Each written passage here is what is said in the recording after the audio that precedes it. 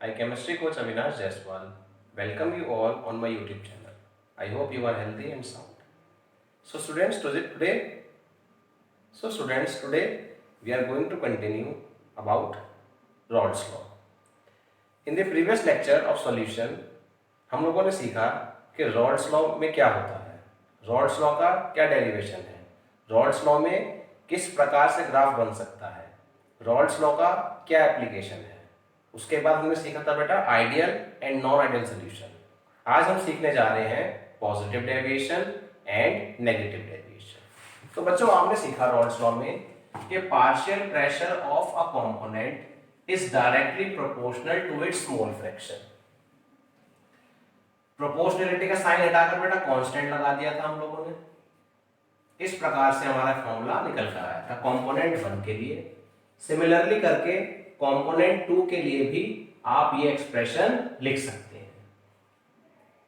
और बेटा यहां पर बात चल रही है फिलहाल लिक्विड सॉल्यूशन की।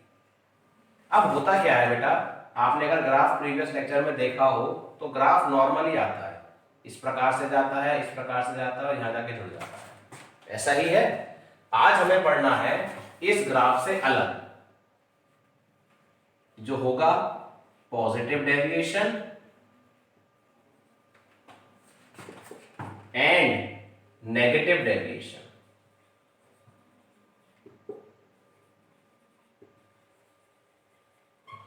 अब बच्चों होता क्या है, हमने सीखा था कि आइडियल सॉल्यूशन वो होते हैं जो रॉड्स के नियम को हमेशा फॉलो करते हैं, नॉन आइडियल वो होते हैं जो रॉड्स के नियम को फॉलो नहीं करते। आइडियल सॉल्यूशन वो होते हैं जिनमें मिक्स करने से पहले की फोर्सेस और मिक्स करने के बाद की इंटरमोलिकुलर फोर्सेस सेम होती हैं, जबकि नॉन आइडियल वो होते हैं जहां पर ये फोर्सेस सेम नहीं होती। ऐसे ही सीखा था कि जब मिक्स करोगे आप और आइडियल सॉल्यूशन बनाओगे तो मिक्सिंग के बाद आया हुआ वॉल्यूम कांस्टेंट होगा, 50-50 से 100 ml बनकर आएगा। जबकि नॉन आइडियल में अगर आप 50-50 मिलाते हैं तो ये 100 भी 100 से ऊपर थोड़ा सा या 100 से थोड़ा सा कम ही आता है।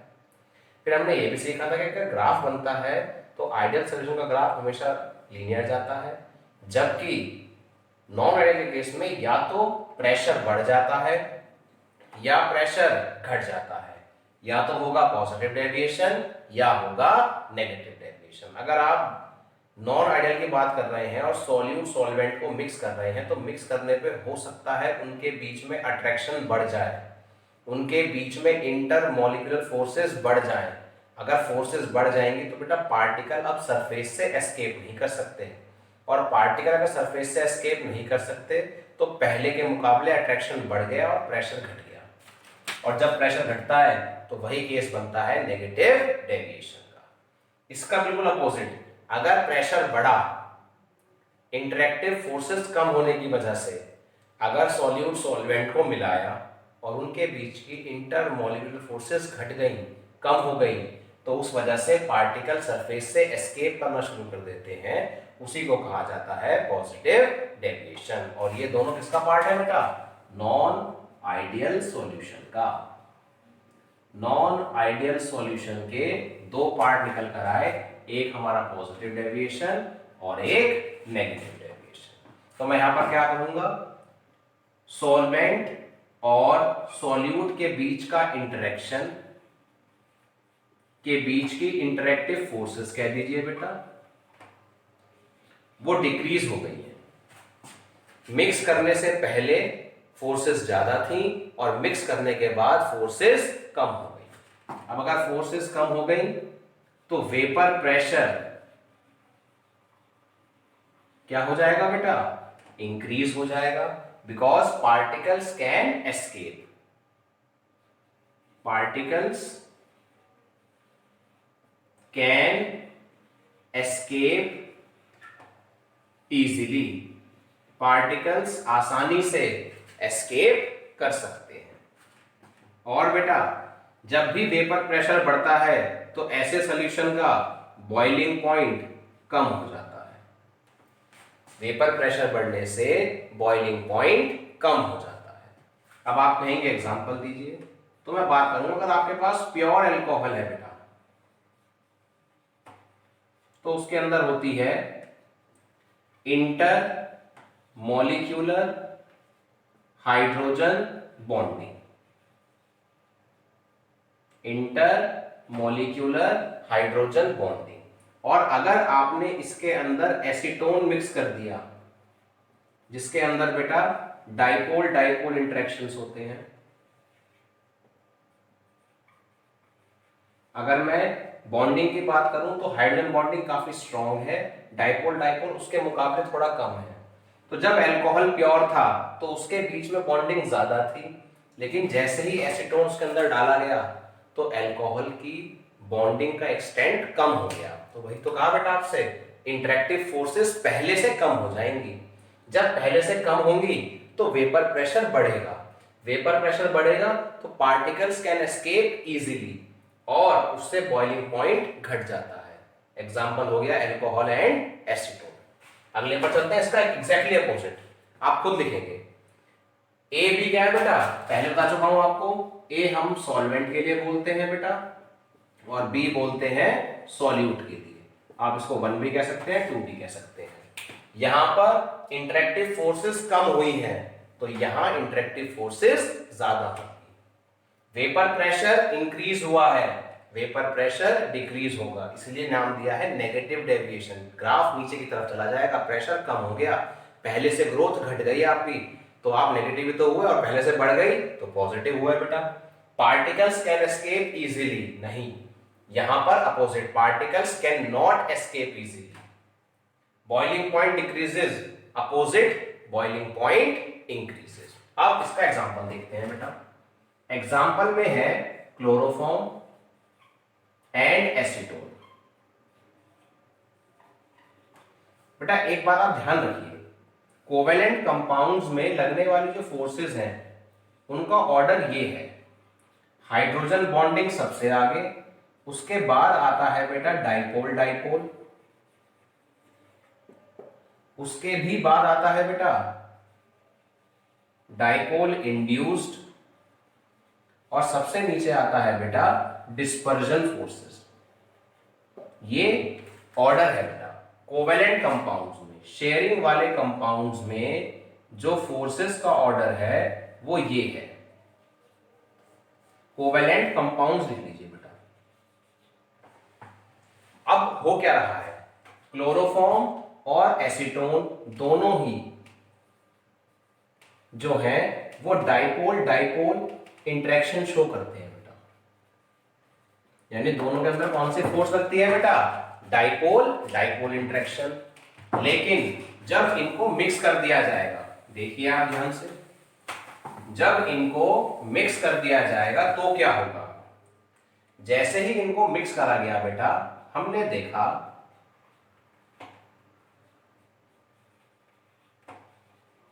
कि एसीटोन का ऑक्सीजन और क्लोरोफॉर्म का हाइड्रोजन आपस में इंटरेक्ट करने लगे और इनके बीच में फोर्स लगी हाइड्रोजन बॉन्डिंग।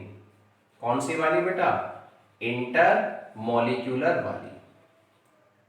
अगर दो डिफरेंट मॉलिक्यूल्स के बीच में हाइड्रोजन बॉन्डिंग के द्वारा इंटरेक्शन हो रहा है तो उसे बोलते हैं इंटर मॉलिक्यूलर। दो डिफरेंट, दो लोग हाथ मिला रहे हैं अलग अलग, तो इंटर मॉलिक्यूलर, और अपने हाथ पकड़ रखा है तो इंट्रा।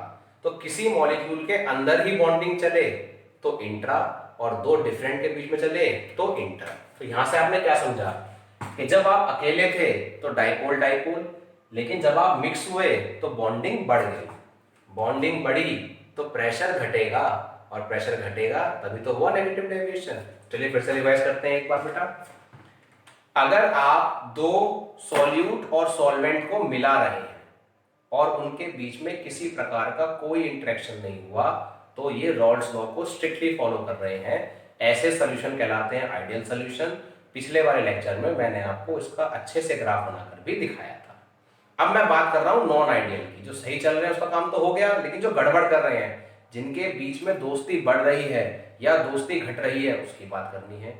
सॉल्यूट सॉल्वेंट को मिलाने पर हो सकता है अट्रैक्शन ना हो, आइडियल वाला केस बन गया। हो सकता है दोस्ती हो जाए, हो सकता है रिपल्शन हो जाए। जब ना अट्रैक्शन ना रिपल्शन आइडियल। अट्रैक्शन हो गया, दोस्ती हो गई। रिपल्शन हो गया, दोस्ती टूट गई, या इंटरेक्शन नेगेटिव हो गया। अब हमारा कहने का मतलब क्या है, अगर सॉल्यूट सॉल्वेंट के मिलाने पर दोस्ती बढ़ जाती है तो बॉन्डिंग इंक्रीज हो गई। यानी चाहे आप डिस्पर्जन से डाइपोल इंड्यूस में आ जाएं, डाइपोल इंड्यूस से डाइपोल डाइपोल में आ जाएं, या डाइपोल डाइपोल से ही आप आ जाएं हाइड्रोजन बॉन्डिंग में। तो अगर बॉन्डिंग बढ़ती गई, अगर बॉन्डिंग बढ़ती गई तो अट्रैक्शन बढ़ता रहेगा, अट्रैक्शन बढ़ता रहेगा तो प्रेशर घटता रहेगा। नेगेटिव डेविएशन उसी को कहते हैं। और इसका रिवर्स होगा बेटा तो क्या कहलाएगा, पॉजिटिव डेविएशन। अगर सॉल्यूट सॉल्वेंट के बीच में दोस्ती कम हो गई, उनके बीच के अट्रैक्टिव फोर्सेस हाइड्रोजन बॉन्डिंग से घट के डाइपोल डाइपोल हो गई, या डाइपोल डाइपोल से घट के डाइपोल इंड्यूस्ड हो गई, या डाइपोल इंड्यूस्ड से घट के डिस्पर्जन हो गई, इस प्रकार से फोर्सेस अगर घट गई तो प्रेशर बढ़ जाएगा। प्रेशर बढ़ने पर कहा जाता है पॉजिटिव डेविएशन और घटने पे कहा जाता है नेगेटिव डेविएशन। आइए अब ग्राफ देखते हैं।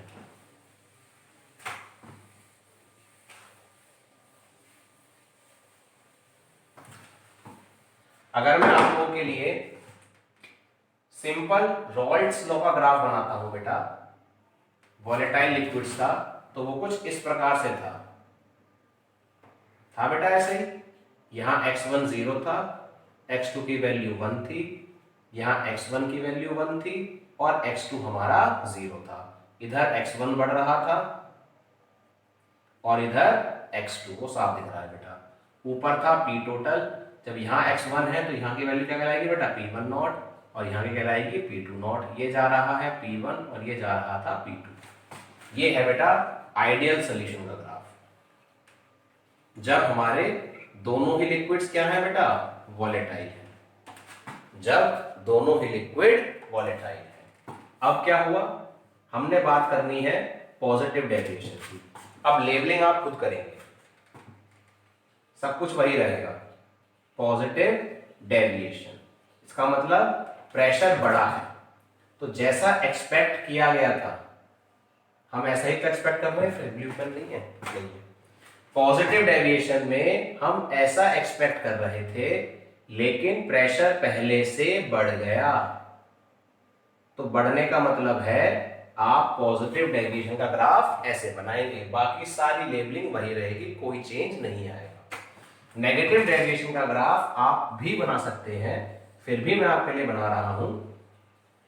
देखिए बेटा बोर्ड पे ध्यान से, नेगेटिव डेविएशन अगर सही से चलते तो ग्राफ कुछ ऐसा बनकर आता, लेकिन जैसे ही नेगेटिव डेविएशन की बात आई तो प्रेशर घट गया।